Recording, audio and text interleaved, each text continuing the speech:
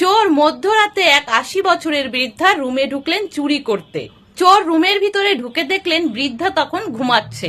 চোর সোনা দানা টাকা পয়সা খুঁজতে লাগলো, কিন্তু তেমন কিছুই বৃদ্ধার রুমে পেল না। চোর তখন ভাবলো যে চুরি করতে এসে টাকা পয়সা সোনা দানা কিছুই তো পেলাম না, শুধু শুধু আমার সময়টা নষ্ট হলো। তার থেকে এক কাজ করি, ঘরে যা টুকিটাকি জিনিসপত্র আছে সেগুলোই একটা ব্যাগে ভরে নিয়ে যাই, বিক্রি করলে অন্তত কিছু টাকা তো আসবে। চোর তখন সঙ্গে করে আনা একটা ঝোলার ভিতরে বৃদ্ধার ঘরে টুকিটাকি জিনিস ভরতে লাগলো। জিনিসপত্র ব্যাগে ঢোকানোর সময় টুংটাং করে আওয়াজ হতে লাগলো। এতে বৃদ্ধার ঘুম ভেঙে গেল, কিন্তু চোর বুঝতে পারলো না যে বৃদ্ধা জেগে গেছে। বৃদ্ধা ভয় না পেয়ে চুপচাপ শুয়ে চোরের কাণ্ড দেখতে লাগলো। চোরের ব্যাগ যখন জিনিসপত্রে ভরে এসেছে, ঠিক তখন বৃদ্ধা উঠে বললেন, আরে খোকা, ওই সামান্য জিনিসপত্র নিয়ে তোমার কয় টাকাই বা ইনকাম হবে? আমার মনে হয় তুমি খুব ভালো ঘরের ছেলে, পেটের দায়ে এই কাজে নেমেছো। নিতে যদি হয় তাহলে টাকা পয়সা সোনা দানা নাও, এসব নিয়ে আর ক টাকায় বিক্রি করবে?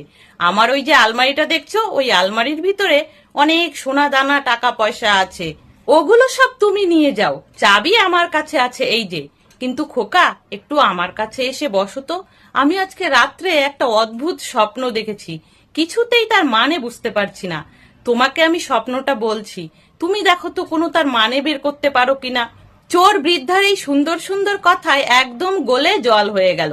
সে তখন বৃদ্ধার সামনে এসে বসলো, বৃদ্ধা কি স্বপ্ন দেখেছে সেটা শোনার জন্য। বৃদ্ধা তখন তার দেখা একটা লম্বা স্বপ্নের গল্প চোরকে শোনাতে লাগলো। বৃদ্ধা বলল যে আমি স্বপ্ন দেখছি যে আমি মরুভূমিতে হারিয়ে গেছি, চারিদিকে কোথাও কিছু নেই, শুধু বালি আর বালি।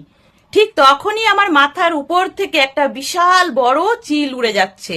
সেই চিলটা চিৎকার করে ৩ বার বলতে থাকে, গণেশ গণেশ গণেশ। বৃদ্ধার এই গণেশ গণেশ ডাক শুনে পাশের রুম থেকে তার ছেলে গণেশ উঠে আসে।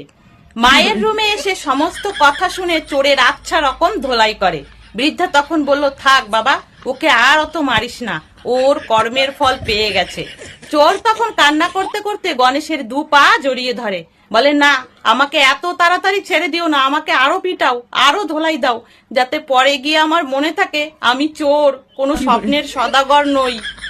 তাহলে বন্ধুরা, এই ছিল ছোট্ট একটা মজার গল্প। যদি ভালো লাগে প্লিজ লাইক করে দিও, সাথে কমেন্টেও জানিও তোমাদের মতামত।